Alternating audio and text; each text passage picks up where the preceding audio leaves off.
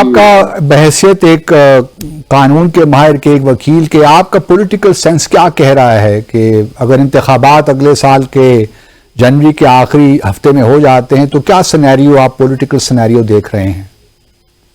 देखिए बासित साहब, एक तरफ है अवाम, वो सारी की सारी खड़ी है इमरान खान के साथ।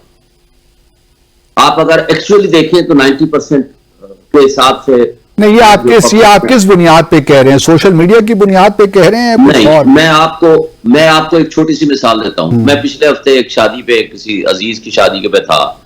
मैं एक जगह पे, जहां जिस टेबल पे बैठा हूं, 15 बंदे हम बैठे थे।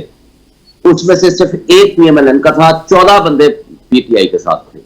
जो आज जो खिलवाड़ किया है इन्होंने 16 महीनों में, जो 16 महीनों में पीटीएम की फाशिस्ट जमातों ने जो इस मुल्क को तबाही दी है, जो सियासी अदम इस्तेहकाम किया है, जो माशी तबाही दी है, जो लोगों को खाना छीन लिया है, लोगों के बिल आप देखें 16 रुपए के यूनिट को ये 70 रुपए यूनिट तक ले गए हैं। और ये आए थे महंगाई मुकाओ मार्च लेकर के, और बड़ा इनके नारे और दावे थे। आज लोग इनसे नफरत करते हैं। मैं इस बुनियाद पर कह रहा हूं, इर्रेस्पेक्टिव, मैं ये नहीं कहता कि इमरान खान की जो दौरे इक़्तिदार था वो बहुत ही आइडियल था, उनसे गलतियां नहीं हुई होंगी या उनसे कुछ मुश्किलात उनके पास नहीं थी, बहुत थी। लेकिन एक 6.1% जीडीपी के साथ एक मुल्क, चलते हुए मुल्क को इन्होंने आके 0.3% जीडीपी पे ले आया। ये तो इनके अपने आदाद